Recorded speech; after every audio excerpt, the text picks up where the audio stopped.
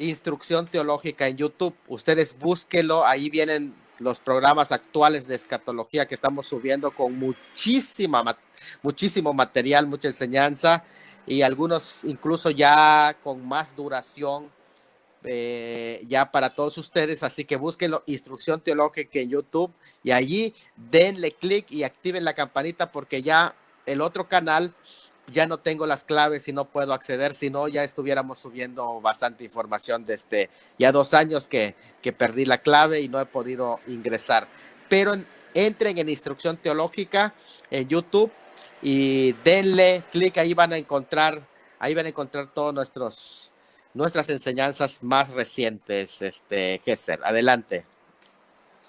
Así es, a todos los hermanos y hermanas que nos están viendo, a todos los televidentes de este programa Torre Fuertes en nombre de Jehová. Ya está con nosotros el pastor Salomón Tuyú. El día de hoy hemos escuchado ya sus saludos, todo lo relacionado sobre el ministerio del pastor Salomón. Quien quería conocerlo, ahí está. Hay personas que me dicen, ¿de dónde es él? De Cozumel, de la hermosa isla de Cozumel. Es pastor allá.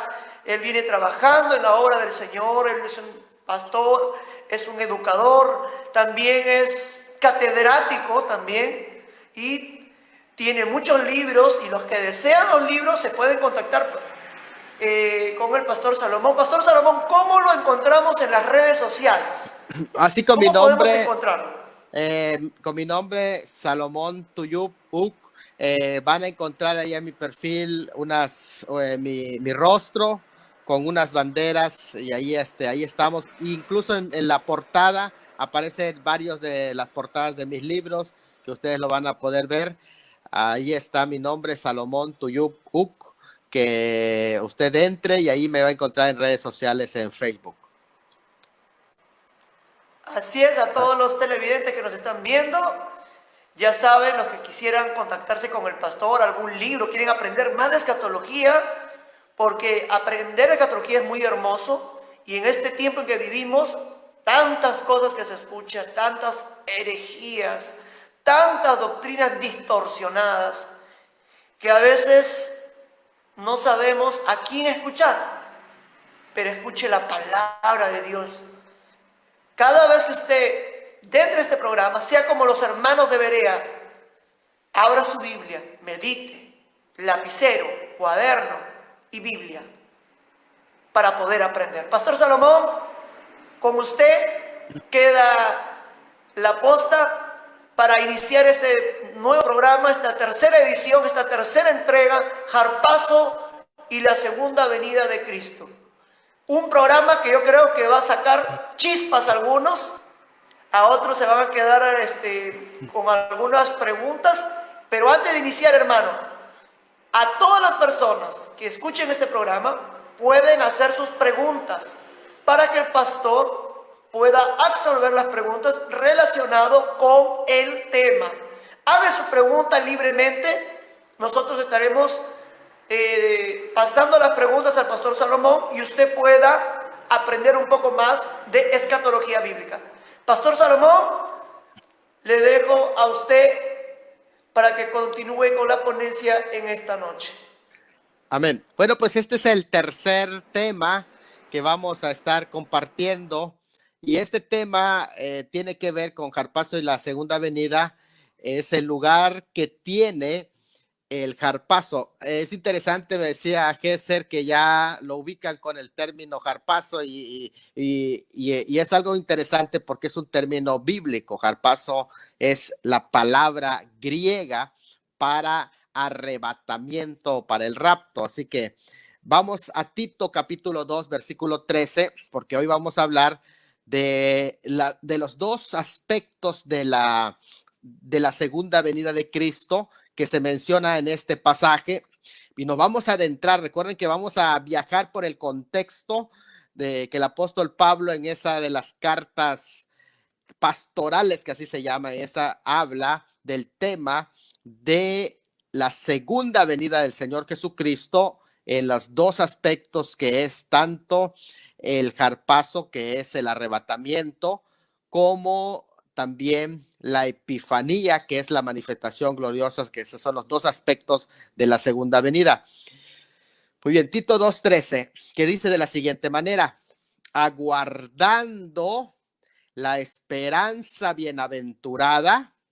Ahí tenemos un aspecto, la esperanza bienaventurada y la manifestación gloriosa de nuestro gran Dios y Salvador, Jesucristo.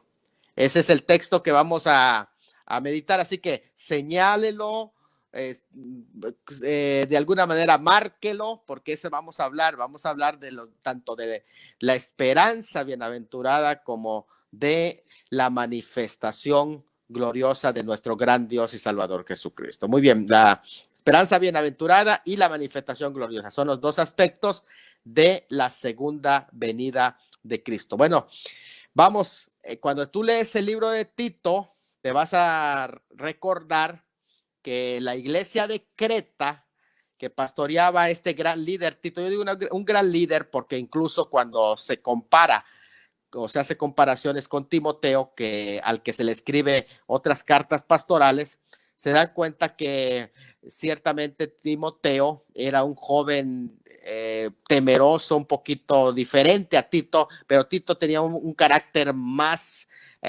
agresivo en el sentido de aguerrido, ¿verdad? En las cosas de Dios. Era un creyente griego convertido bajo el ministerio de Pablo, y precisamente él va a hablar de los sufrimientos, ¿verdad? Los sufrimientos que estaba viviendo Tito en esa isla mientras estaba desarrollando su ministerio. Los sufrimientos son, al menos encontramos algunos elementos, ¿verdad? Sufría por dos causas. Había algunos visitantes judaizantes que mezclaban la ley y la gracia. Y lo segundo, habían también cristianos ignorantes que abusaban de la gracia de Dios, convirtiendo en libertinaje. Siempre hay dos extremos que ser en esto. En todo hay dos extremos. Cuando surgen los extremos, hacen mal a la iglesia. Por un lado estaban los judaizantes que mezclaban la ley y la gracia, y por otro lado los cristianos que eran libertinos, siempre yéndose por las tangentes, pero también existe un punto de equilibrio, que es lo que Pablo apela en su epístola pastoral. Los propósitos que Pablo tenía entonces al escribirle a Tito, entre otras 4 propósitos, incluía, le escribe esta carta a Tito mientras está en Creta, que es una isla.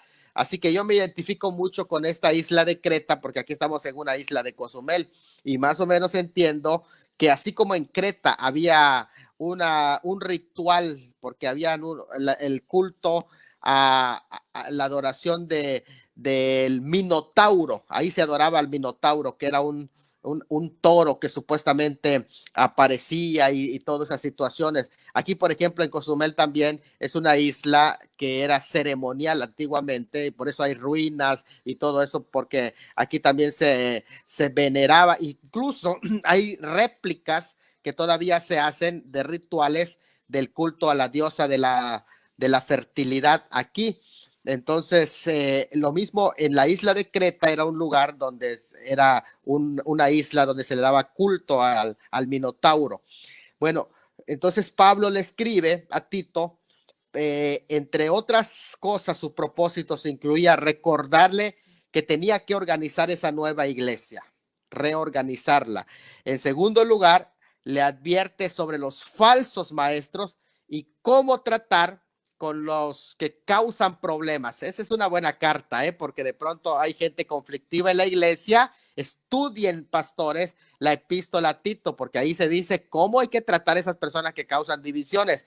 En tercer lugar, quería invitar a Tito a pastorear a todos los grupos homogéneos, porque allá aparecen los jóvenes, las mujeres, los esclavos. Cada uno de los grupos tenían que ser pastoreados, como por ejemplo aquí tú haces este programa en especial a un grupo que son los pescadores, me dices, y otro no. Entonces es interesante que grupos homogéneos.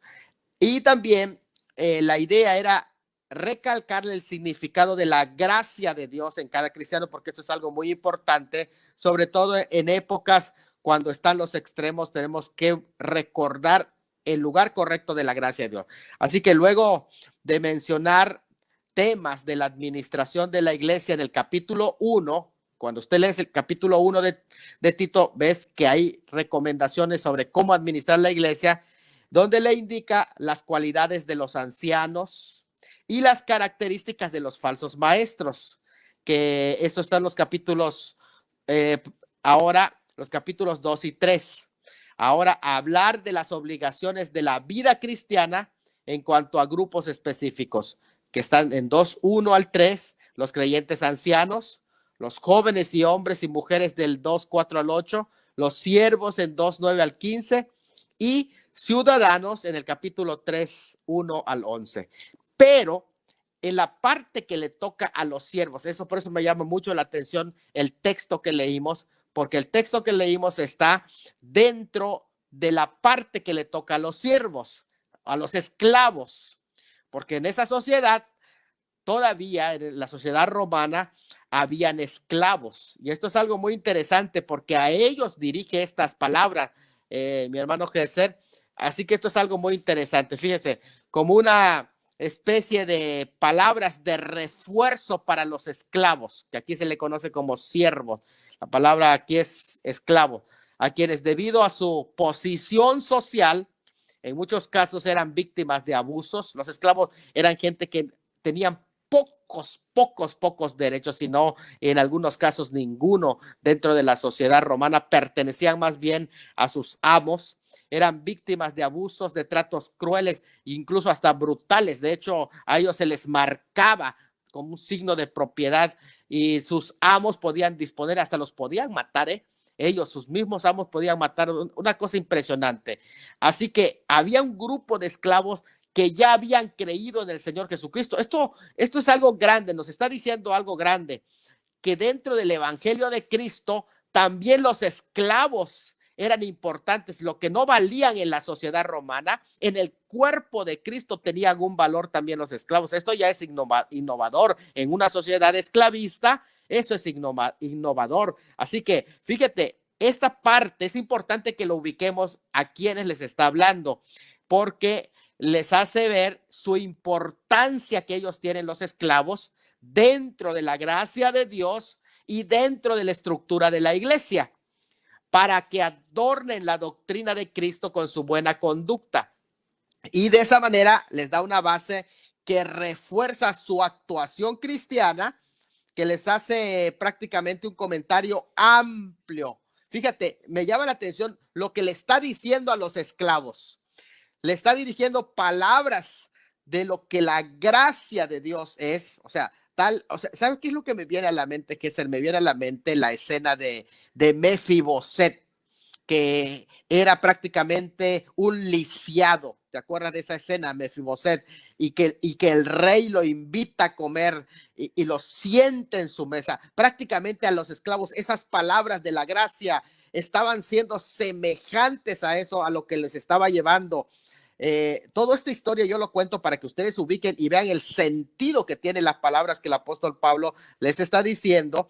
Y en este sentido, fíjate, ahora les habla de la gracia salvadora que se ha manifestado a todos los hombres, es decir, no solo a los que tienen un valor legal, una ciudadanía romana, no, sino a todos los hombres, incluidos ellos considerados por muchos hasta como gente sin derechos.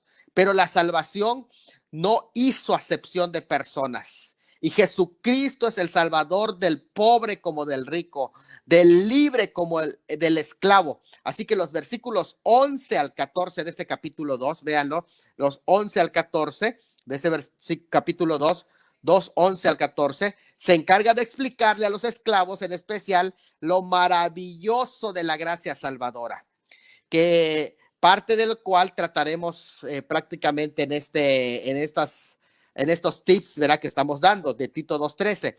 La enseñanza aquí que se presenta sobre la gracia salvadora que se ha manifestado. Fíjate qué interesante que allá dice que se ha manifestado, dice a todos los hombres. La palabra manifestado allá es epifaino, de donde viene la palabra epifanía que he usado, que también se utiliza para la segunda venida en gloria.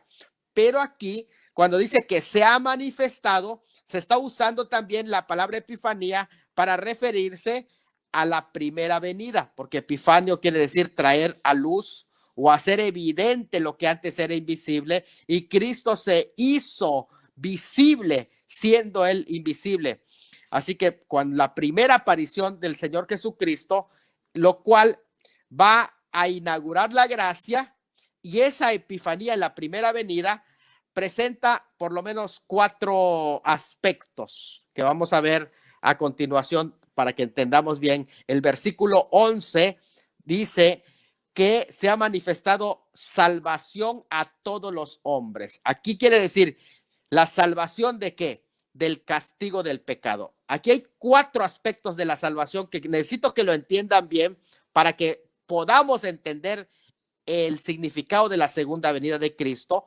En primer lugar, la salvación del castigo del pecado. La gracia de Dios que se manifestó en Cristo en su primera venida incluye 4 aspectos de esa salvación. En primer lugar, el castigo del pecado para salvación a todos los hombres, dice el versículo 11.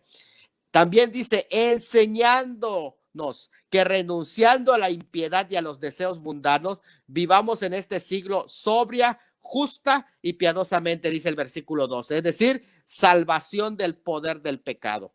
Porque primero es salvación del castigo del pecado. Segundo, salvación del poder del pecado. Del castigo, porque fue en el momento en que nos salvó, nos justificó. Salvación del poder del pecado tiene que ver con la santificación.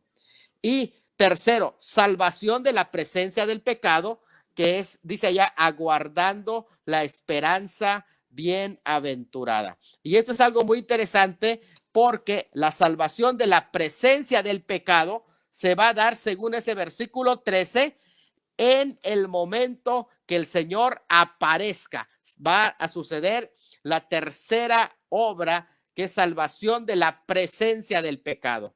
Y el cuarto lugar, salvación de la esclavitud del pecado. En el versículo 14 dice, quien se dio a sí mismo por nosotros para redimirnos de toda iniquidad y purificar para sí un pueblo propio, celoso de buenas obras. Es decir, salvación de la esclavitud del pecado. Ya no estamos más sujetos a esclavitud, sino que ahora estamos ya esclavos o somos esclavos del Señor Jesucristo, ya no esclavo del pecado. Pero si nos damos cuenta, los 4 aspectos que se manifestó con la epifanía de la primera venida es la gracia de Dios se manifestó en 4 formas. Salvación del castigo del pecado, versículo 11, salvación del poder del pecado, versículo 12, salvación de la presencia del pecado que va a ser en la segunda venida, y salvación de la esclavitud del pecado, que es ahora que nosotros vamos santificando nuestra vida. Así que nos damos cuenta que en la segunda venida de Cristo se va a cumplir la salvación de la presencia del pecado, que es lo que les está hablando a esos esclavos. Bueno, debido al tema que nos ocupa en el versículo 13 sobre la salvación de la presencia del pecado, todo lo que aquí se enseña es que acerca del día, cuando la salvación sea completada, vamos a ser glorificados ese día.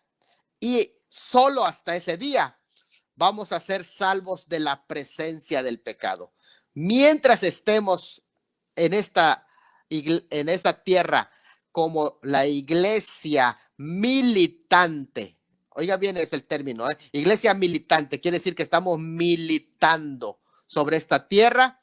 Vamos a luchar siempre con el tema del pecado. No vamos a poder sacar de la totalidad de nuestras vidas el pecado, sino que vamos a tener que luchar en una continua lucha con el pecado. ¿Hasta cuándo? Hasta que aparezca nuestro Salvador. Y entonces cuando aparezca nuestro Salvador, vamos nosotros a ser salvos de la presencia del pecado, porque lo que se nos está enseñando es que nuestra salvación sí es ahora espiritual y recibimos un adelanto de esa salvación, pero esperamos a que sea completada. ¿Cuándo? cuando seamos glorificados, cuando nuestro cuerpo sea glorificado. ¿Y cuándo va a ser glorificado? Cuando venga el arrebatamiento, nuestro cuerpo va a ser glorificado. Y cuando nuestro cuerpo sea glorificado y ya no quede aquí en nuestro cuerpo residuo de pecado, sino que vamos a ser transformados en un cuerpo glorificado. Ese cuerpo glorificado no puede ser penetrado por la debilidad del pecado. Es un cuerpo de perfección, de gloria. No admite un gramo de pecado, Géser. Ese cuerpo glorificado, porque por eso va a ser glorificado. Es un cuerpo de resurrección.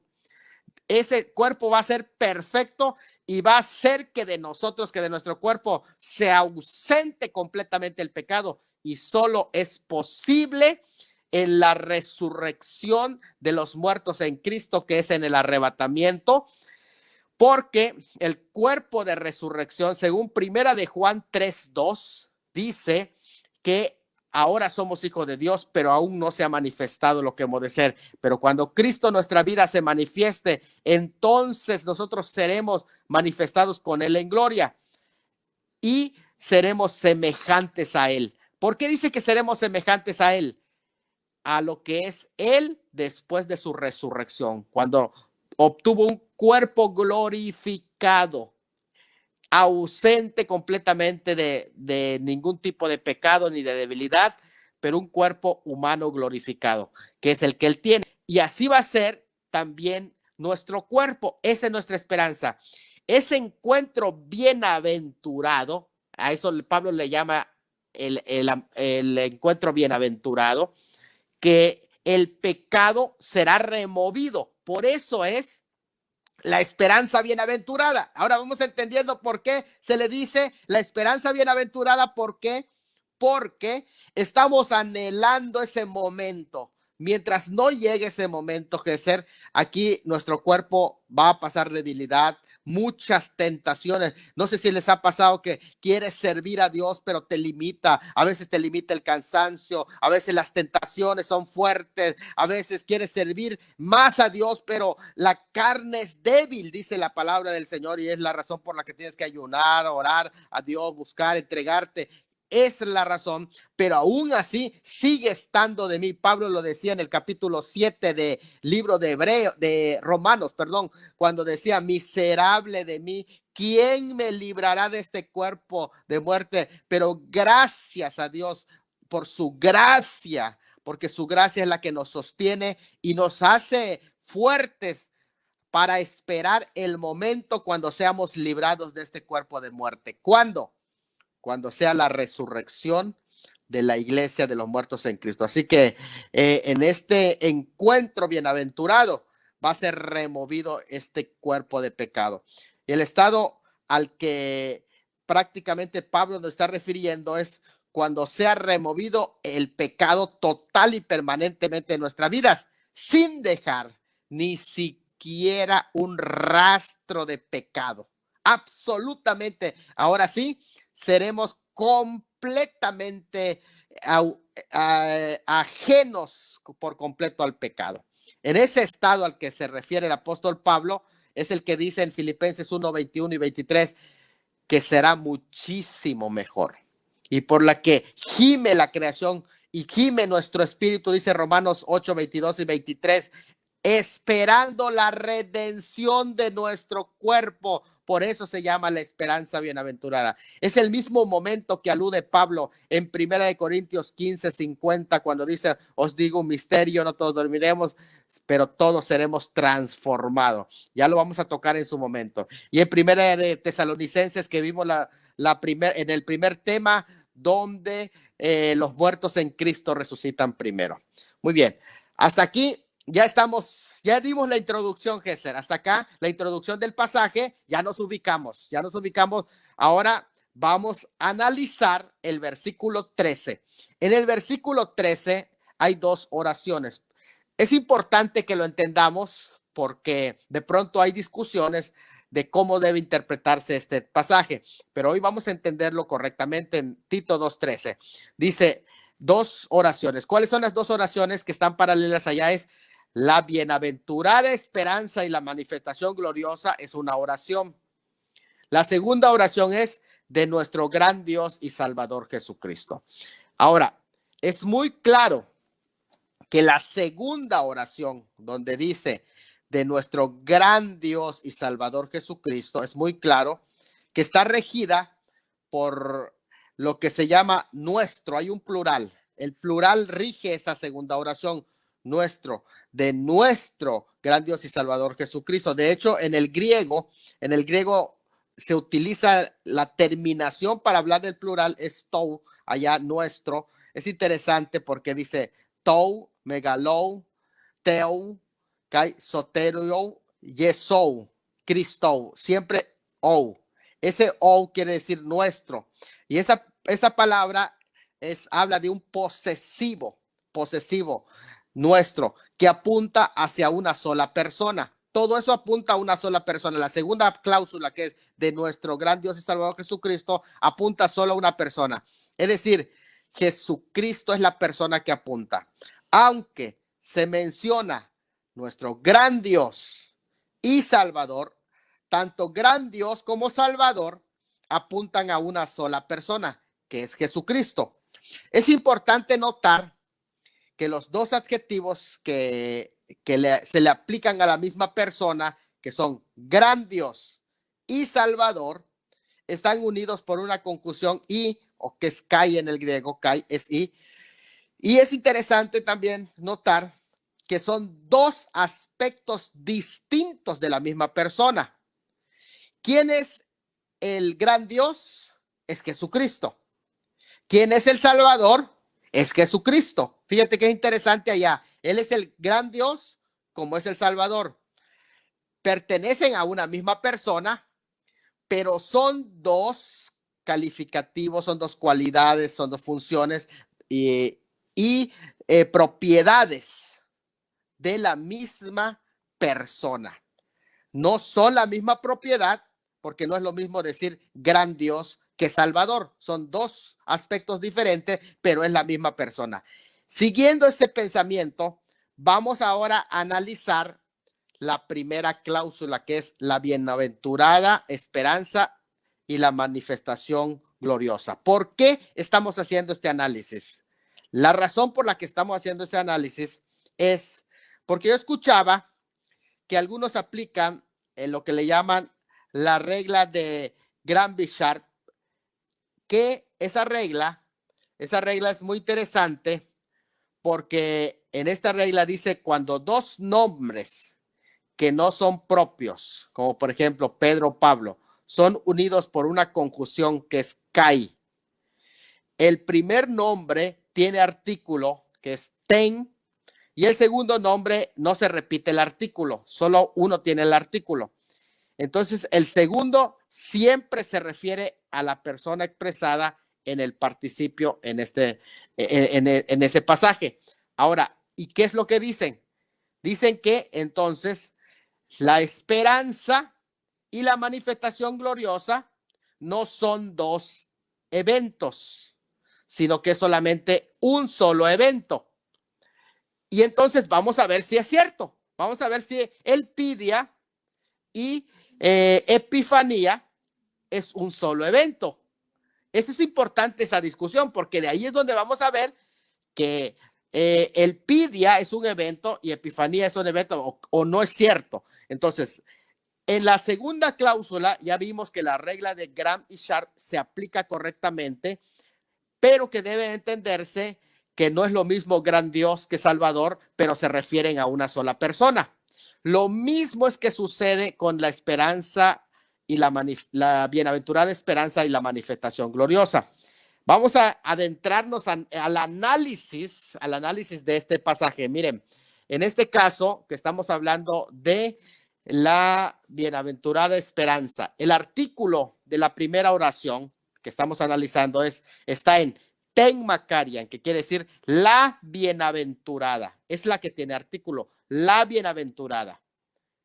El artículo no está ni en Elpidia ni en Epifaneia, sino en la bienaventurada. La bienaventurada. Así que no en Elpidia ni en Epifanía, que es manifestación. ¿Por qué razón? Porque toda la primera oración está siendo regida del verbo anterior, que es aguardando. En el griego es prosdechomenoi.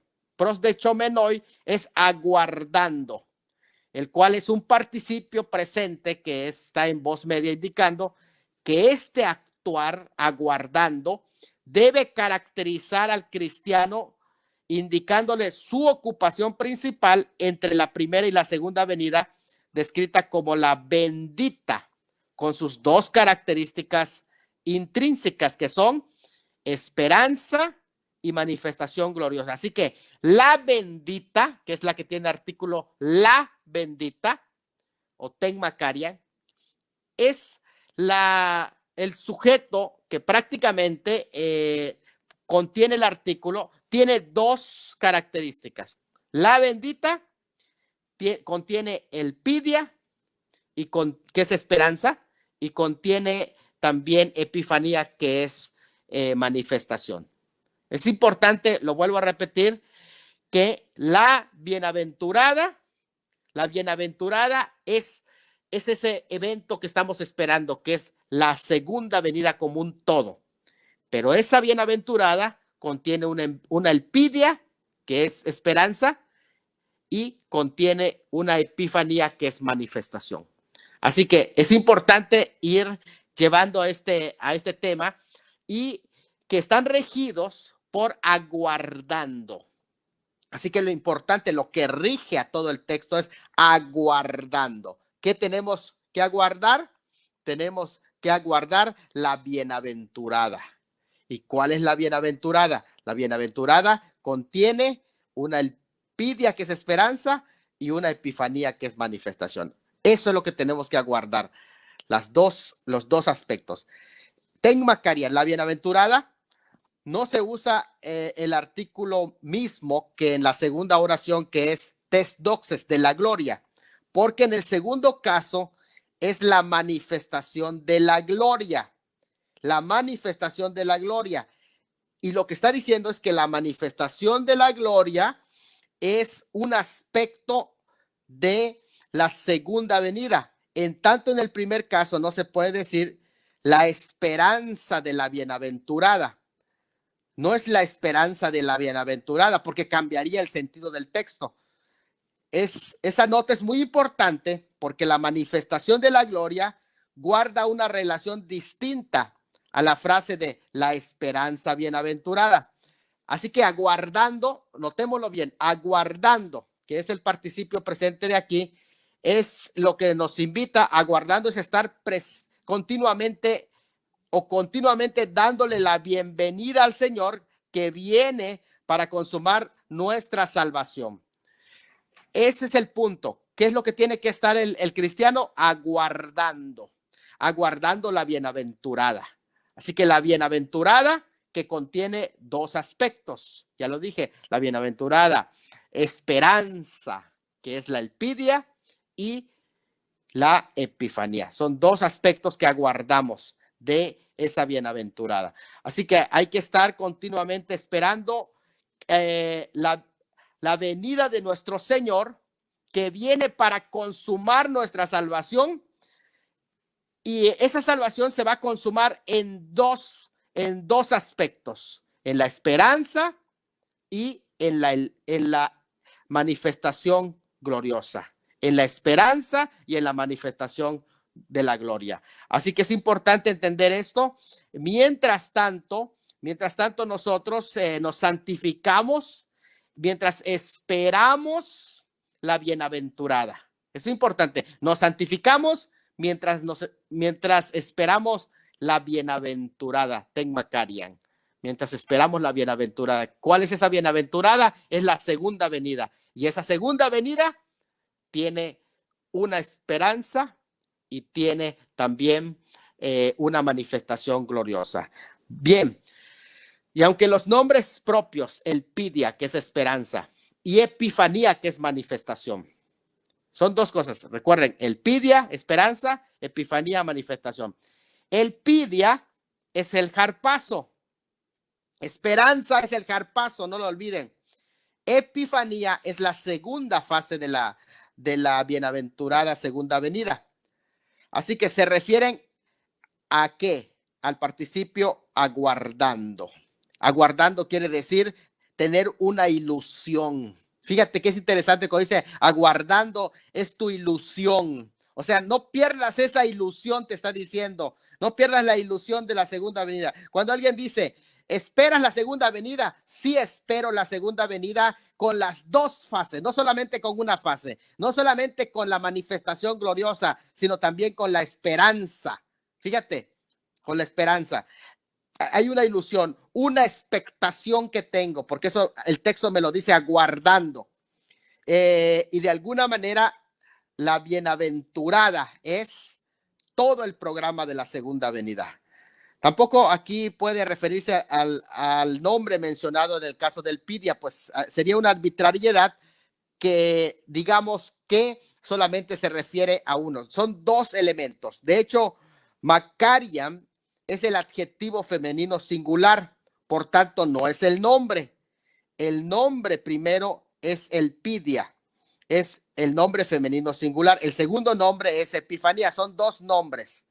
Macariam es el adjetivo, es decir, es lo que califica, es tanto, entonces el Pidia es bienaventurada, pero también Epifanía, que es otro nombre, es bienaventurada.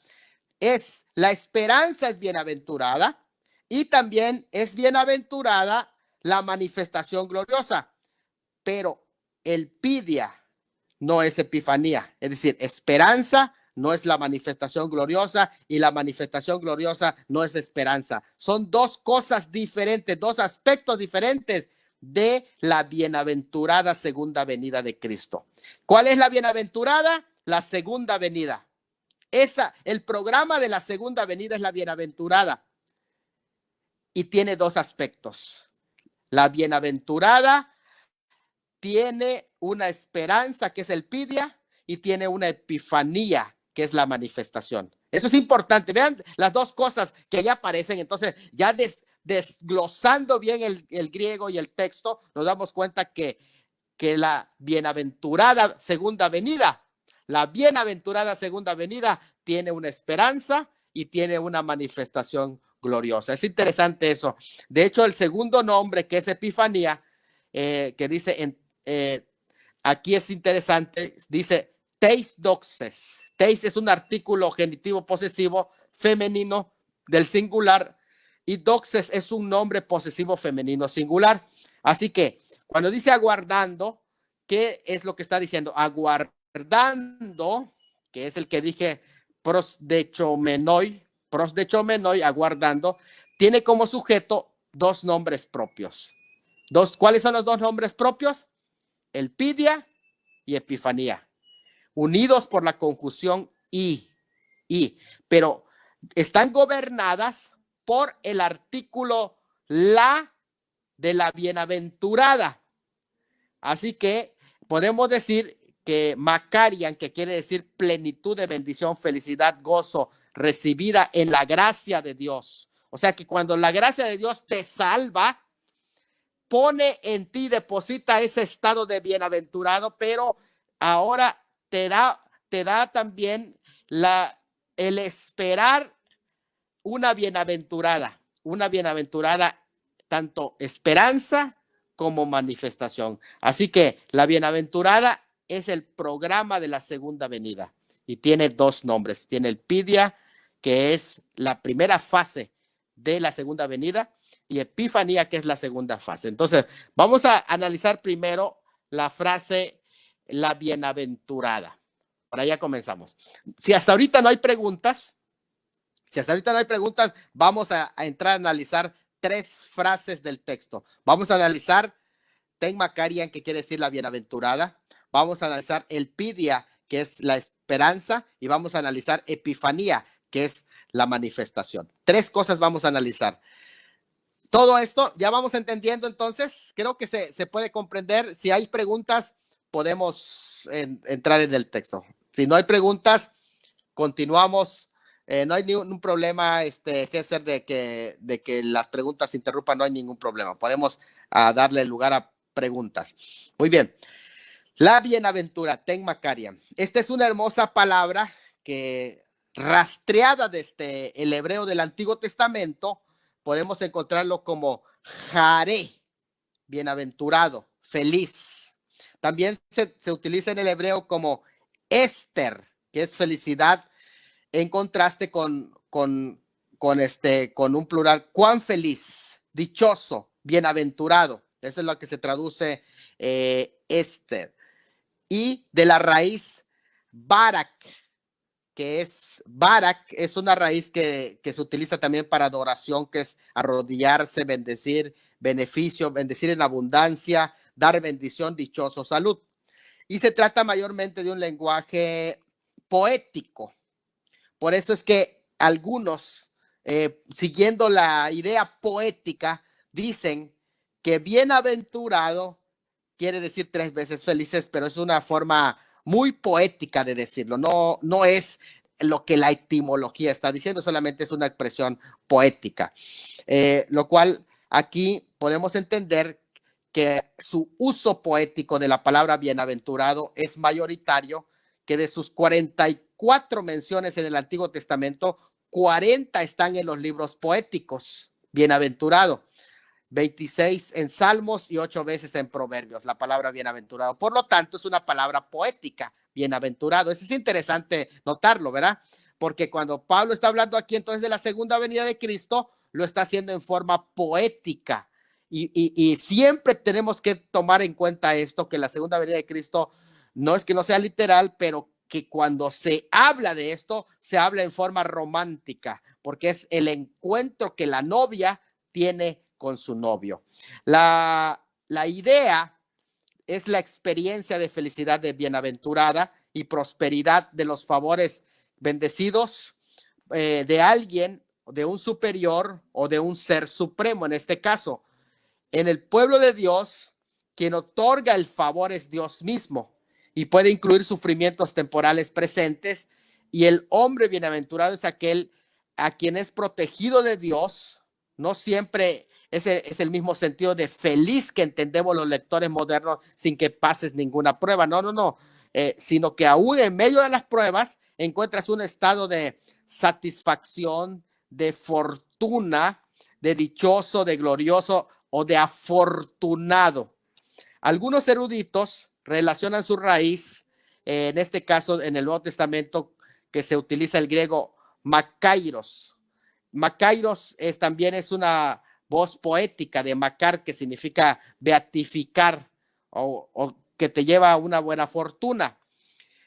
Algunos eruditos lo relacionan con macros, que quiere decir grande. De ahí, por ejemplo, cuando dice macro, una macroempresa, es una gran empresa, ¿no? La palabra macro quiere decir grande, grande o largo, lejano. Puede ser lejano de lugar o de tiempo. Vean qué interesante esa palabra. Así puede ser largamente feliz o grandemente dichoso. Por eso dice Macarios. Cuando se usa como nombre macarismos, bienaventuranza, indica también bendición más que un estado.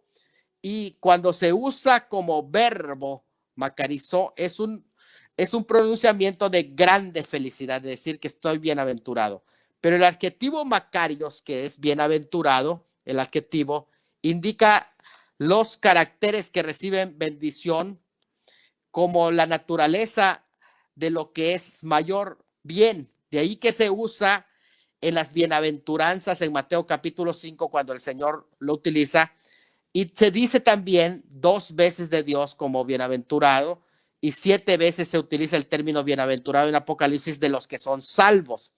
El término, ante todo, es una contraparte de las maldiciones y bendiciones que se hayan administrados en la ley. Es decir, a contrario de los que son malditos, aquí se habla de una bienaventuranza. Estos últimos pasajes revelan el alto grado del sentido poético que tiene este término. Su uso escatológico en las citas mencionadas de Apocalipsis se relacionan con leer y guardar las palabras de esta profecía, son bienaventurados. Los mártires de la gran tribulación del 14:13 son bienaventurados. Los que velan y guardan sus vestiduras son bienaventurados. Los llamados a la cena de las bodas son bienaventurados en 19:9. Y el que tiene parte en la primera resurrección es llamado bienaventurado. Los que lavan sus ropas son bienaventurados. Aquí en Tito 2:13 el término bienaventurado prácticamente es escatológico. Macarian, no es usado como un nombre, sino como un adjetivo femenino que califica los dos nombres que ya mencioné, Elpidia, que es esperanza, y Epifanía, que es manifestación. Ya que siendo dos aspectos de la futura parusía, que es la venida, la presencia de el Señor, presencia con, son calificados para el creyente como benditas. Esos dos aspectos son calificados como benditas por las bendiciones que su venida proporcionan en cada frase. Macarian, bienaventurada es ante todo la plenitud de bendición, felicidad, gozo, carácter, porción recibida en la gracia de Dios, lo cual, aunque la hemos recibido en el presente, ya somos bienaventurados, pero la segunda venida de Cristo para nosotros es la que va a ser el catalizador de nuestra bienaventuranza. Con la salvación del dominio, juicio y poder del pecado, los seremos pronto de la salvación de la misma presencia del pecado en la resurrección y la transformación de nuestros cuerpos, que está basado en la resurrección de Cristo. Por lo tanto, aquí la palabra bienaventurado es escatológica y se refiere a la segunda venida. ¿Cuál es la bienaventuranza? Es la segunda venida. Para nosotros, este es el momento más bienaventurado, cuando regrese el Señor, cuando su presencia esté con nosotros, su presencia y su parusía esté con nosotros. Entonces, hasta ahí entendemos qué quiere decir bienaventurada en el sentido escatológico. Es el momento cuando nosotros, la iglesia, nos encontremos con el Salvador. Eso para nosotros es la bienaventuranza. ¿Cuántos quisieran estar, verdad? ¿Cuántos quisiéramos estar en ese momento? Porque va a ser, esa es la verdadera bienaventuranza Geser. Muy bien, ya entendimos qué es la bienaventuranza. Ahora vamos a hablar de la elpidia, que es la esperanza. La elpidia es la venida de Cristo como esposo. Lo vuelvo a repetir. La elpidia, que es la esperanza, es la venida de Cristo como esposo. ¿Por qué para nosotros es la elpidia? Porque es la esperanza. Porque eso es lo que esperamos nosotros. ¿Qué es lo que espera la novia? La novia espera el momento cuando venga el novio. Cuando el novio aparezca y venga y le diga, ¿sabe qué? Ya vengo a buscarte porque nos vamos a casar. La novia que está enamorada espera a ese novio. El verbo griego, que es el pizzo, que es esperar. Fíjate, esperar, de ahí viene la palabra elpidia, esperanza, y se deriva de esperar. Esperanza se deriva de esperar. Esperar ocurre 31 veces en el Nuevo Testamento, y el sustantivo elpis, que es esperanza, ocurre 53 veces. Puede significar esperanza, espero, y también significa expectativa. De allí que entendemos que se refiere al harpazo, porque es inminente. Consiste en esperar algo que no se ve, pero que ha sido prometido. Fíjate, literalmente es feliz espera del bien. Y el objeto sobre el que se está fijando esa esperanza significa anticipar con expectativa la actividad futura de Dios, que ya estamos esperando y sabemos que estamos esperando, pero estamos emocionados de que llegue ese momento para que acabe la espera. El creyente espera confiado la resurrección del pueblo de Dios y la llegada de su reino, pues Jesús ya inauguró el reino, ya ha sido levantado de entre los muertos, pero todavía no ha venido físicamente de nuevo. Hay dos tipos de esperanza que debemos de entender, ¿verdad? La esperanza como una virtud teologal, y la esperanza como la expectativa de un bien deseado. Ambas se relacionan y se consuman en la escatología. Para nosotros, la iglesia, esa esperanza se consuma con el harpazo. Por eso es que el harpazo es la esperanza. La esperanza es una necesidad psicológica en el hombre para tener una idea de en cuanto al futuro. Si tú pierdes la esperanza, pierdes todo. En este momento, por ejemplo, de pandemia que estamos, mucha gente está perdiendo la esperanza. Fíjate que hay gente que está muriendo con COVID, pero no de COVID, sino con COVID. Y otros están muriendo por el problema del COVID, pero no el COVID los está matando. Cuando, por ejemplo, las personas reciben un anuncio, en esta semana, por ejemplo, una persona recibió el anuncio del fallecimiento de su hermano y estaba en recuperación sobre el COVID y iba bien, pero al recibir este anuncio, una mala noticia, le cayó una tristeza que perdió la esperanza y ya no quiso seguir viviendo y le bajó todo eso sus defensas y murió porque perdió la esperanza. Note bien, así que la esperanza nos sostiene, por eso es que dice el dicho que la esperanza es lo último que muere. No voy a contar la historia de dónde viene este dicho, ¿verdad? Pero es interesante conocerlo. Aunque de alguna manera algo les parezca que sea irracional, el hombre sigue teniendo esperanza, incluso en los trabajos de vida cotidiana. Es por esto la anticipación del futuro en lo que el ser humano arriesga su libertad, según el objeto esperado y aún su base fundante. Es decir, que mientras tenga esperanza, él puede dar todo, incluso arriesgar su vida, porque le queda una esperanza. En el análisis de algunos pasajes nos proporcionan un entendimiento amplio de lo que es esperanza o elpidia.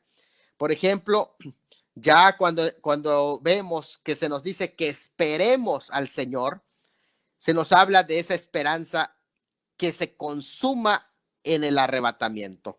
La esperanza en el Antiguo Testamento es batá en el hebreo, batá.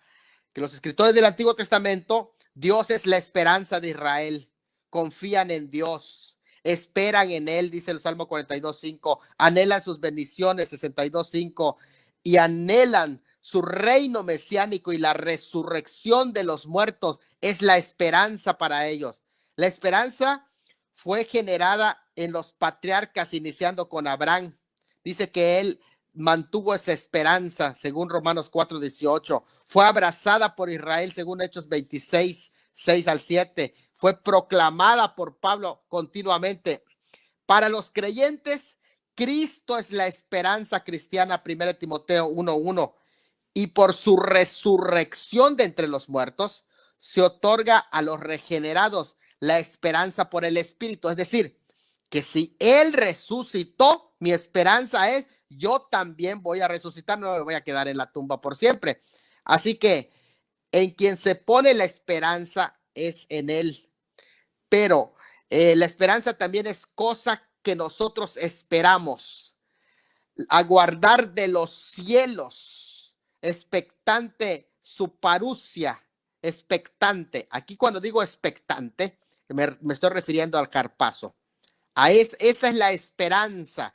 Así que la esperanza colectiva del cuerpo de Cristo, incluyendo la reunión con sus hermanos fallecidos, que dice 1 Tesalonicenses 4, que nos vamos a reunir con ellos, los salvos. La presentación de los convertidos perfectos ante Cristo también para nosotros es una esperanza. Y la esperanza es buena y es gloriosa. Esa esperanza es una gracia esencial que se relaciona con la salvación. Está relacionada en el futuro que se consuma en el harpazo. Su objeto es la bienaventurada final esperanza del reino de Dios, pero se produce la confianza en Dios. Pablo dice de los gentiles incrédulos que no tienen esperanza porque están sin Dios, ya que esta esperanza es posible cuando se cree en un Dios, pero cuando no se cree en un Dios que te hace una promesa, pierdes la esperanza. Por eso es importante creer. Este momento, ¿qué es lo que puede sostener a una persona? El creer en Dios. Si tú no crees en Dios, no tienes en dónde agarrarte. Estás sin esperanza completamente. Si te anuncian que tienes COVID, son malas noticias, pero no tienes de dónde agarrarte. Y sobre todo, si te aíslan, ¿con quién hablas? Pero a un cristiano que lo aíslan, él sigue hablando con Dios. La esperanza no se pierde. Así que en ese sentido, los que no tienen esperanza son los que no tienen a Cristo. Los romanos tenían un sentido neutro como una expectación del bien o del mal. Pero en el caso de los cristianos, el cristiano vive con esperanza. ¿Saben ustedes que toda la esperanza de Israel era la venida del Mesías? La esperanza de la vida eterna para nosotros los cristianos es Cristo. Es la plena manifestación y goce de la vida. Esa es la esperanza. Debido a esa esperanza segura, el cristiano se siente como peregrino sobre esta tierra y decimos, aquí no es mi hogar, estoy de paso. Siempre pensemos esto, aquí estamos de paso. Si estamos sufriendo, estamos de paso. La esperanza de salvación del creyente, ¿cuál es? El arrebatamiento de la iglesia. Podemos dar muchas citas bíblicas para ello. Primera de Tesalonicenses 1:3 dice, y esperemos al Señor. 5:8 dice que estamos esperando al Señor. Primera de Juan 3:2-3 dice que lo esperamos a Él. Y debido a esta esperanza segura, el cristiano se siente como peregrino sobre esta tierra. Y sus temores sobre el futuro desaparecen, porque nosotros tenemos una esperanza. Y hay algo muy interesante que siempre he comentado, que es nosotros conocemos el final del libro. Sabemos en dónde va a acabar el desenlace. La verdadera esperanza entonces está en el Señor Jesucristo y para nosotros es el momento del arrebatamiento. ¿Qué es lo que nos da la garantía de que va a haber un arrebatamiento y una resurrección de los muertos en Cristo? La resurrección de Cristo, porque así como Él se levantó, la garantía de que nosotros seremos resucitados y transformados es que Él se levantó. Imagínate que Él no se hubiera levantado, ¿cuál sería nuestra esperanza? Pero si Él se levantó de entre los muertos, nosotros tenemos esperanza. Así que la fe cristiana es la fe de Dios que resucitó a Jesús de entre los muertos. Y ese es el Dios de la esperanza, que me capacita para vivir en esperanza, porque no creo en un Dios muerto, sino en un Dios que está vivo y que viene por mí. Y así como Él se levantó, Él va a levantarme de entre los muertos. Con la resurrección de Cristo se da esperanza, la esperanza que libra de esperar en Cristo en un mundo limitado y nos presenta en una esperanza en Cristo. Es la esperanza para este tiempo, es la esperanza para la eternidad. La esperanza entonces es que Él va a compartir su gloria con nosotros en el sentido que va a haber transformación de nuestros cuerpos y que Colosenses 1:15 dice que esa esperanza está guardada en los cielos, el cual hará realidad cuando el Señor sea revelado, dice primera de Pedro 1:13. Así que con su venida por sus santos, el Espíritu nos envolverá con su poder, nos transformará nuestro cuerpo, nos transportará a su gloria. Esa es nuestra esperanza. Seremos al fin exentos de la presencia del pecado y seremos semejantes a Él. Filipenses 3:21. De los cielos de donde esperamos al Salvador, al Señor Jesucristo. Nuestro cuerpo va ahora a traer la imagen del postrer Adán, que es Cristo. Esa es nuestra esperanza.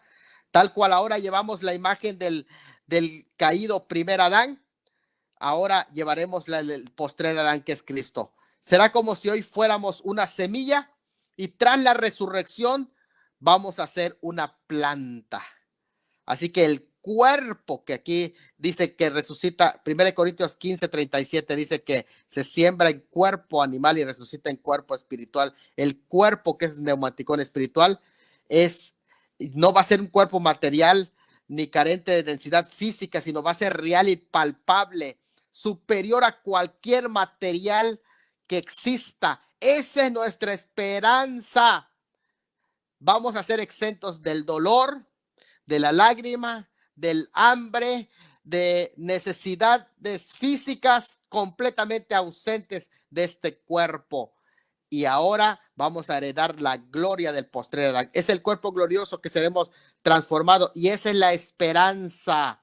Esa es la esperanza. La esperanza que dice Romanos 8:23, Colosenses 1:5. Todos hacen referencia al tiempo futuro. Esa esperanza para el cristiano es su venida. No es la muerte. Aunque en el proceso nos encontremos con la muerte, ¿sabes qué hace la muerte, Géser, a los cristianos? Solo los entrega en los brazos de Cristo. Así que tenemos esperanza. Fíjate que enseñan, voy a mencionarles 4 pasajes. Primera Tesalonicenses 1:10. Pablo dijo a los tesalonicenses que debían esperar en presente siempre a Jesús, que nos libra de la ira venidera. Esperar, es decir, en todo momento hay que esperar a Jesús. Esa es la esperanza que nos libra de la ira venidera. Filipenses 3:20, los filipenses debían de esperar al Salvador desde los cielos. En 1 Corintios 1:7, los corintios debían de esperar la venida de Cristo aún en su tiempo. Y en Hebreos 9:28 dice que aparecerá en cualquier momento por segunda vez, y esa es nuestra esperanza. Así que el énfasis de estos pasajes de Tito 2:13, al igual que estos que he mencionado, es que los hermanos de Éfeso deberían aguardar la esperanza bienaventurada que se debe de esperar a Jesús en cualquier momento, es decir, eso es el harpazo, su venida por sus santos, por sus santos. Esa es la primera parte. La otra parte es la epifanía, es decir, la manifestación gloriosa o la aparición gloriosa. Ya no su venida como novio para buscar a su novia, sino su venida como rey. Su venida como rey, y aquí es presentado como la epifanía. Vamos a ver si hay algún espacio para preguntas. Podemos dar espacio para pregunta, Géser. Si hay preguntas, damos espacio y hablamos ahora de la epifanía. Todavía, pastor, no hay ninguna pregunta. Estoy que reviso los comentarios. Todavía no hay ninguna pregunta. Pero los que desean hacer preguntas sobre este tema, relacionado con el tema, lo pueden hacer. Invitamos a todo el público, a las personas que nos están viendo, pueden hacer sus preguntas relacionado con el tema. Bueno, pastor, como no hay, entonces pueda proseguir usted con la exposición del día de hoy, ¿no?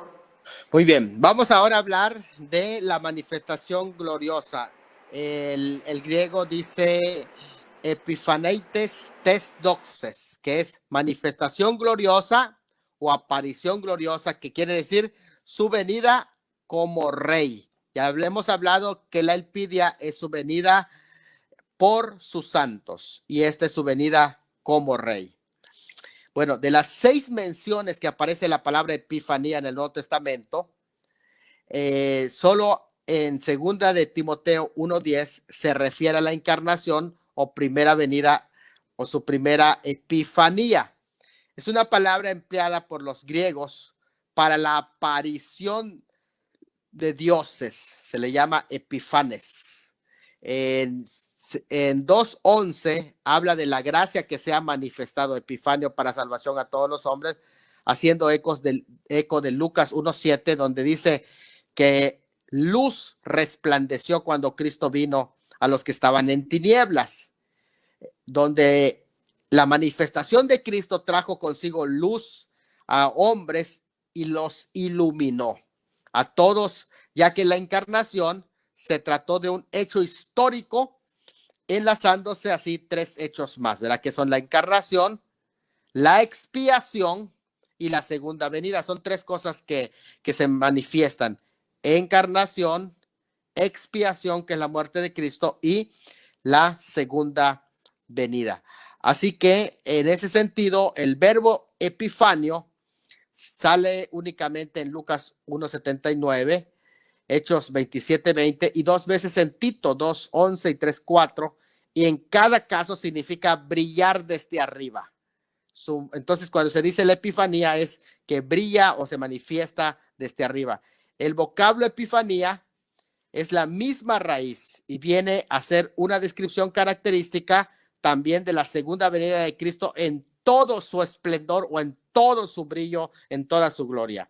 Así, la gracia de Dios implica dos epifanías de Cristo: la del pasado en su primera venida y la del futuro, que es en su segunda venida, dándonos 3 lecciones educativas epígrafes, que es renuncia al pasado, santidad en el tiempo presente entre las dos venidas, y en tercer lugar, la expectación anhelante con respecto al futuro que va a suceder. Es traducido la palabra epifanía como la gloriosa venida. La frase la gloria o en la venida de la gloria puede ser entendido de dos maneras, como la aparición gloriosa o la gloriosa aparición y la aparición de la gloria. Cualquiera ahí lo traducen las Biblias de esa manera y son correctas. La gloria generalmente estaba asociado con la presencia de Dios en el Antiguo Testamento, especialmente lo que es conocido como la Shekinah, la nube de gloria durante el periodo del peregrinaje en el desierto. Gloria es del hebreo, se deriva de kabat, que se refiere a un esplendor radiante, es el kabat. Ambos términos, que es allá doxas, se relacionan con la segunda venida y se refieren a una brillantez radiante, que es epifanía o también faneró. Jesús habló de los suyos y de la gloria de su Padre. Cuando hablamos de gloria, en el griego es doxa. El concepto bíblico de gloria es difícil de definir, pero la gloria del creyente es entender el evangelio y la gloria de Dios, que Dios es luz. En el Antiguo Testamento la palabra gloria va más allá de gloria. Kabat era originalmente un concepto comercial que se refería a un par de básculas, que significa ser muy pesado, y lo que era pesado tenía un valor intrínseco, algo se dice pesado o de grande valor.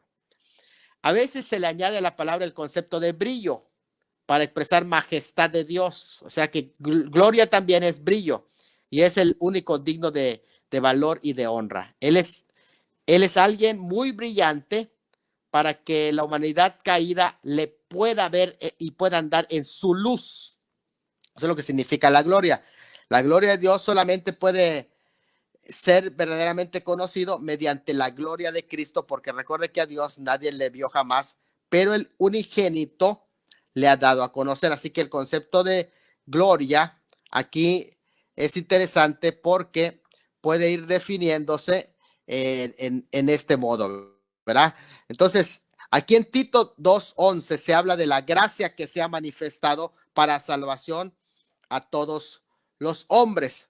Ahora, me llama mucho la atención en la forma en que los griegos utilizaban la palabra epifanio o epifanía, que de hecho la palabra epifanio, faino, de ahí viene dos palabras, faino y epi. Epi significa sobre y se usa aquí en voz activa en el sentido de dar luz y en voz pasiva en el sentido de aparecer. Es una palabra empleada por los griegos de la aparición de los dioses. De ahí que el segundo nombre de Antíoco Epífanes, si ustedes se acuerdan de este personaje, Antíoco Epífanes, significa Dios manifestado o ilustre o renombrado, manifestado en gloria. Así es Antíoco Epífanes.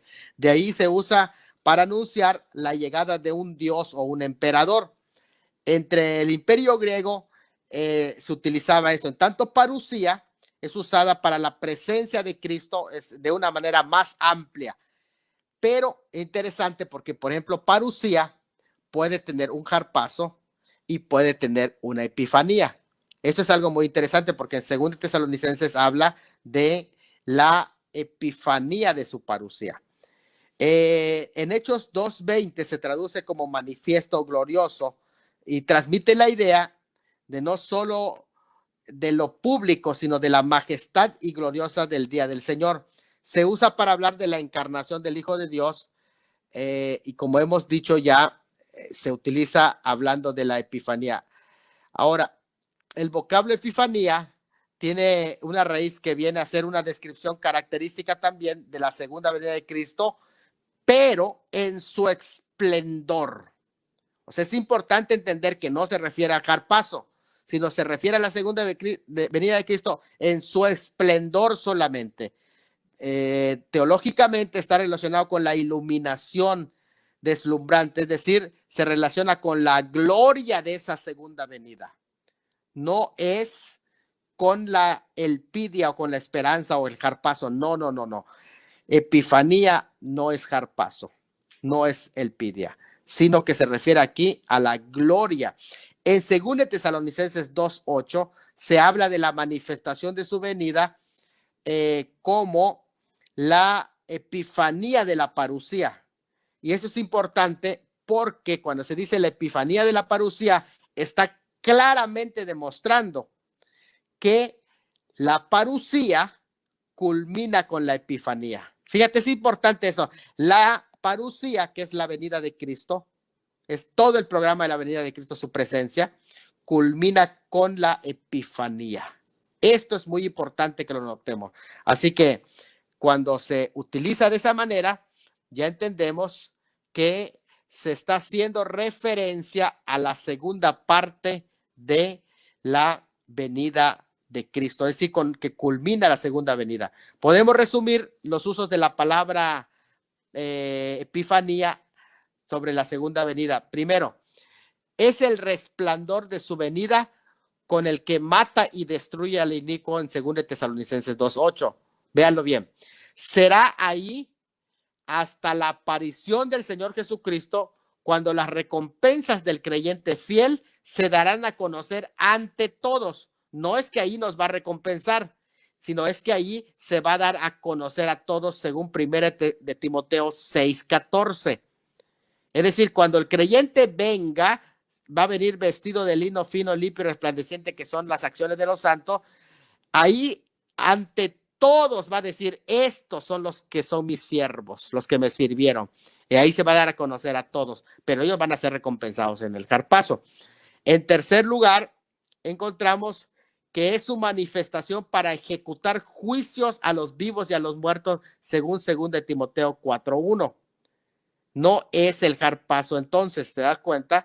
Y en cuarto lugar, la epifanía es la última fase de la parusía, llamada manifestación gloriosa, aquí en Tito 2:13. Así que aunque el arrebatamiento de la iglesia coincide con la resurrección de los muertos y el juicio de las recompensas, no es todo el programa de su venida, sino que sucede en un momento, en un periodo de tiempo, por lo tanto, no abarca todo. Por eso dice, en un momento, eso es el rapto, pero quiere decir que no abarca todo el programa de la segunda venida. Eso solo sucede en un momento.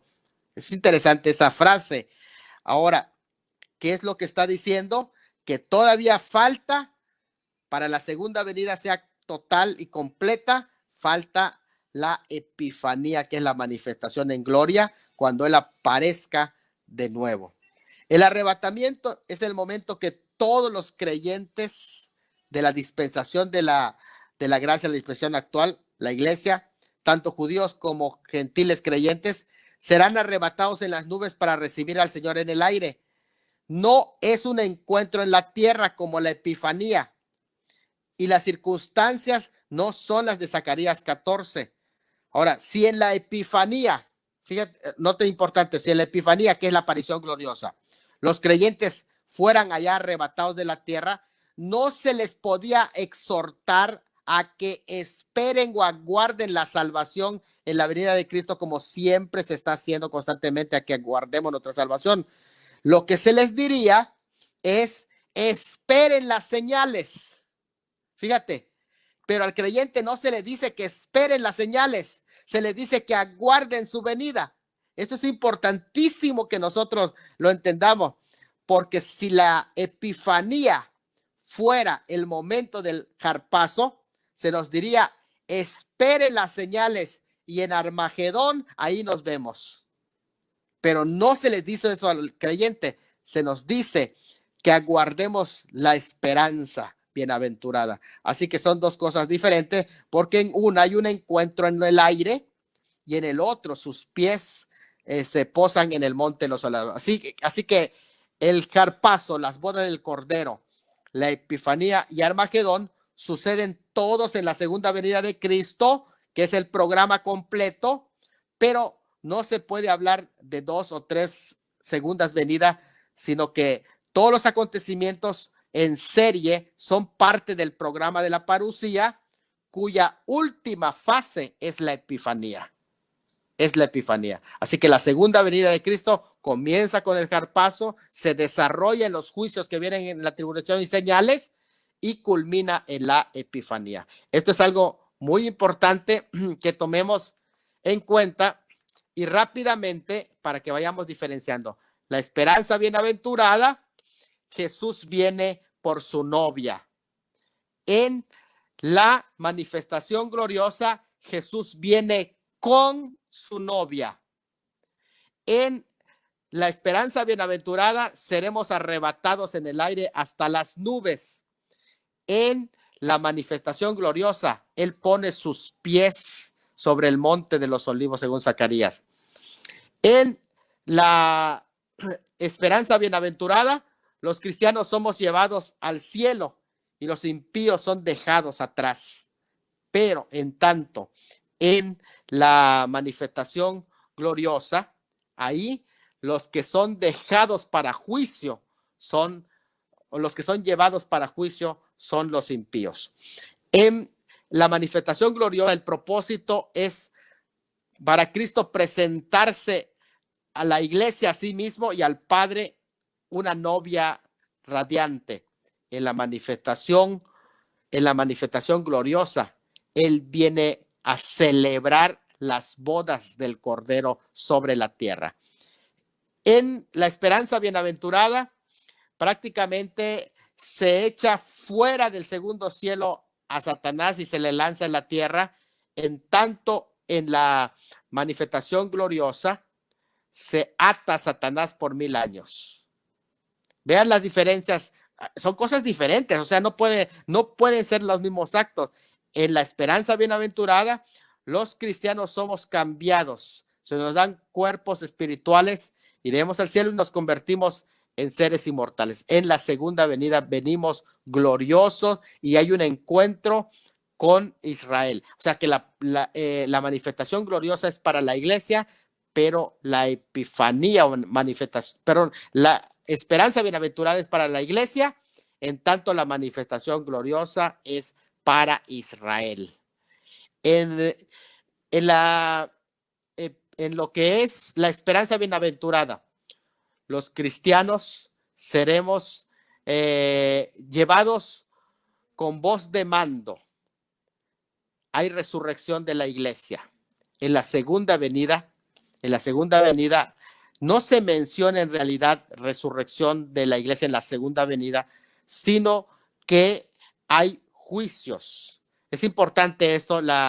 En uno, el Señor viene antes de la gran tribulación. En la segunda venida en gloria viene después de la gran tribulación. Así que con esto,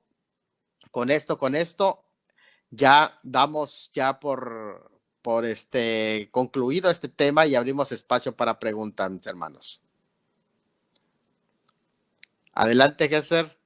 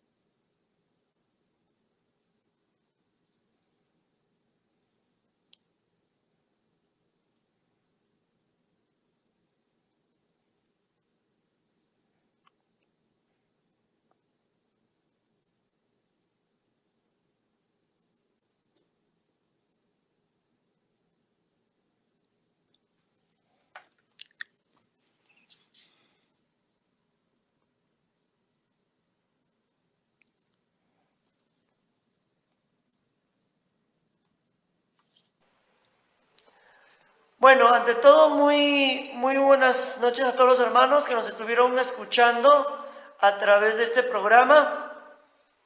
Torre Fuerte, estuvo el pastor Salomón Tuyú hablando sobre este tema, que es Harpazo y la segunda venida de Cristo.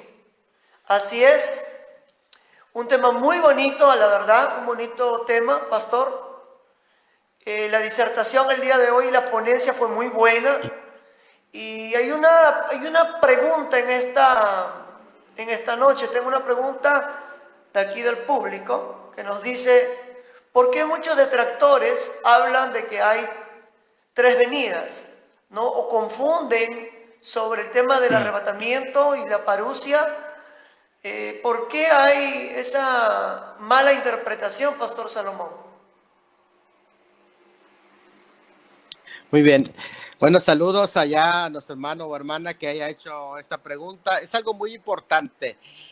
Lo que no se entiende es lo que es un programa con lo que es un acontecimiento aislado.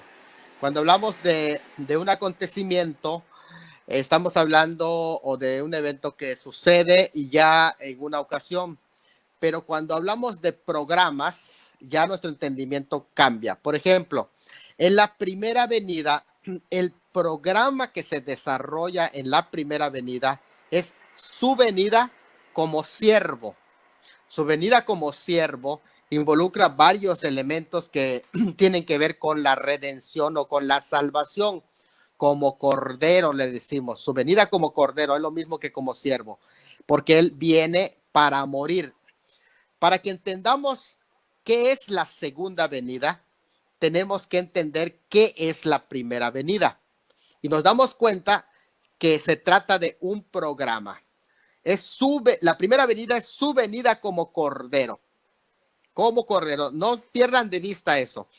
Y esta primera venida tiene una inauguración, un desarrollo y una culminación.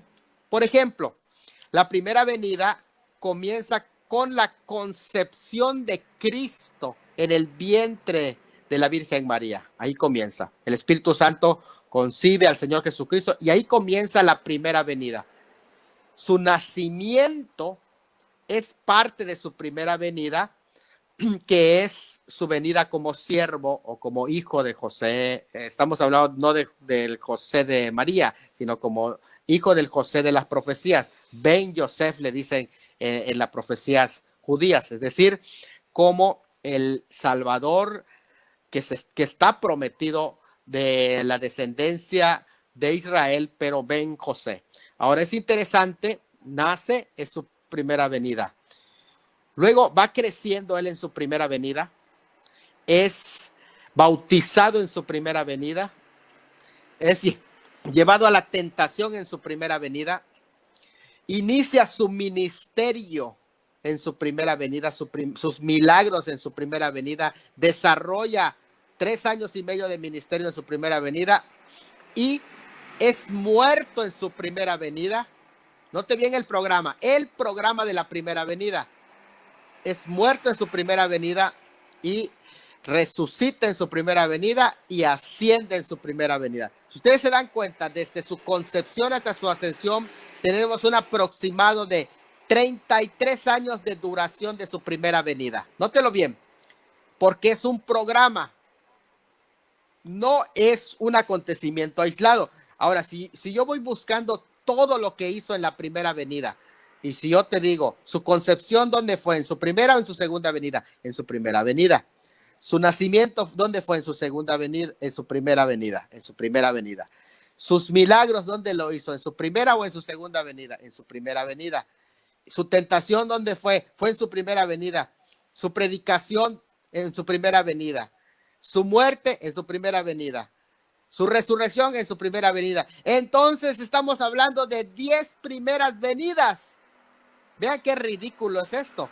No hay 10 primeras venidas, sino que es un programa de su venida como cordero, como siervo, para morir con relación al pecado, Esa es la primera venida con relación al pecado. Y cuando termina todo el programa de su venida con relación al pecado como siervo o como cordero, entonces culmina su primera venida y regresa en su ascensión. Así que su primera venida tiene un inicio, tiene un desarrollo y tiene una culminación.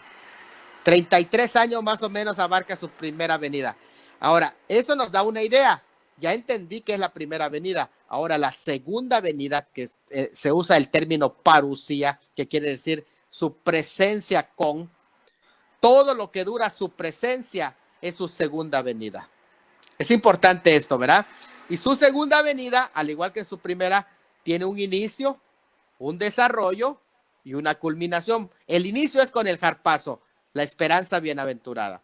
Luego se desarrolla en los juicios su presencia, porque los juicios que se derraman sobre el mundo son símbolo de que el Cordero está derramando su ira.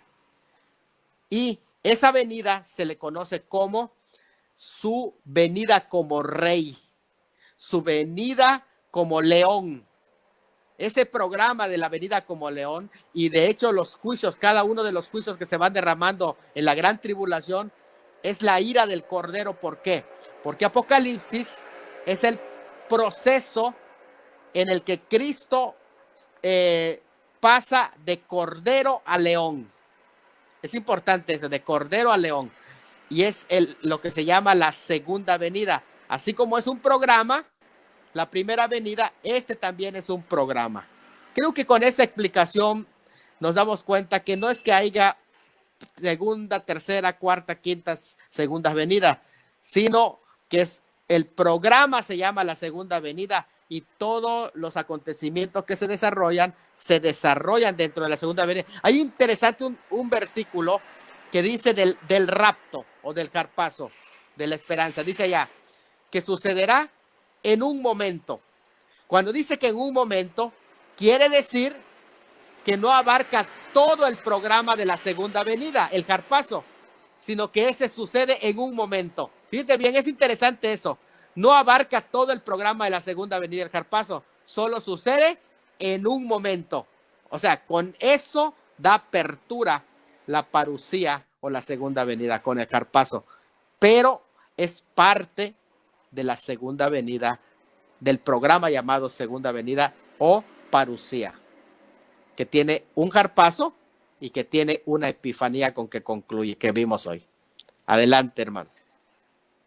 Pastor Salomón, eso quiere decir de que cuando hablamos de la venida de Cristo, es una venida en dos fases, ¿no? En dos fases. No sé si es correcto. Hay una fase inicial que es el harpazo y hay una fase final que es la epifanía, pero entre ambos hay un desarrollo de esa segunda venida. Hay un desarrollo, no solamente tiene dos fases, pero tiene una fase inicial y una fase final. La fase inicial es el harpazo, la fase final es la epifanía. Así como la primera venida tiene la fase inicial fue la concepción y la fase final fue su ascensión. Pero en medio hay todo un desarrollo del programa de la primera venida. Lo mismo sucede con el programa de la segunda venida. Tiene una fase inicial, la segunda venida tiene una fase inicial que es el harpazo y tiene una fase final que es la manifestación gloriosa, pero en medio hay un desarrollo también del programa. Así que eso es algo muy importante dejarlo en claro, Geser. Muy importante para todos nuestros hermanos que nos están viendo.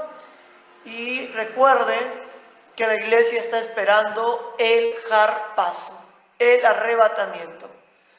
Muchos malinterpretan, Pastor Salomón, este tema. Muchas personas dicen, yo espero al final la venida de Cristo, ¿no? Cuando todo ojo lo verá, pero creemos confiadamente que la iglesia tiene que esperar el harpazo. El harpazo es importante para la iglesia, ¿no? Sí, sí es correcto. Entonces, hay una segunda pregunta. Diga, pastor, díganos. No solamente para decir es correcto. Cuando alguien dice, ustedes, los cristianos, esperan la segunda venida de Cristo, sí esperamos la segunda venida. Esa es parte. ¿Por qué? Porque la segunda venida comienza con el harpazo, pero hay un programa a desarrollar y distinguimos entre la epifanía y el harpazo. Es correcto lo que dices, distinguimos entre la epifanía. La epifanía sucede, como vimos hoy, al final es la fase final de la segunda venida. Es importante que lo entiendan, pero lo primero que va a suceder es el harpazo. Eso es importantísimo y es verdad lo que dices. Esperamos el harpazo, pero el harpazo también es parte de la segunda venida, pero es antes de la gran tribulación. Adelante, Gesser. Una última pregunta, Pastor Salomón, y creo que con esto ya en unos minutos cerraremos este programa, pero dejando la oportunidad a los hermanos, si hay alguna pregunta más, si alguien quiere hacer alguna pregunta, usted puede hacerlo, es libre para hacer la pregunta que usted quiere formular al Pastor Salomón el día de hoy. Te invitamos a que usted pueda formular su pregunta. Y tenemos una tercera pregunta, Pastor Salomón, la cual es la siguiente, ¿no? Hay muchas diferencias entre la fase final, ¿no?, y la primera fase, que es el harpazo. ¿Y por qué la confusión, ¿no?, de este tema, Pastor? Muy bien. Si nosotros no distinguimos entre la elpidia, que es la esperanza bienaventurada, o harpazo, y la manifestación gloriosa, que es la epifanía, si no distinguimos entre harpazo y epifanía, vamos a caer en problemas, porque ¿en qué momento viene el Señor por su iglesia? De hecho, la argumentación que Pablo da en 1 Tesalonicenses es que para que Él venga con todos sus santos, primeramente tiene que venir a buscar a sus santos. Así que el harpazo es el momento cuando viene por sus santos, y la epifanía o manifestación gloriosa es cuando Él ya viene con sus santos. De hecho, el harpazo no es para todo el mundo. El harpazo es para su pueblo, para su iglesia, para el cuerpo de Cristo, para su novia. Viene a buscar a su novia para casarse con su novia. O sea, la venida por su novia es el harpazo, no es la epifanía. Y esto es algo muy importante, porque cuando aparece con la epifanía, viene triunfante juntamente con su esposa. De hecho, el capítulo 19, cuando anuncia la venida del Señor Jesucristo, dice que ya su esposa está lista también para venir con Él. Viene con Él, dice, los ejércitos de los cielos le siguen, y viene con sus santos, viene ya con la esposa. La esposa entra triunfante juntamente con el esposo sobre esta tierra.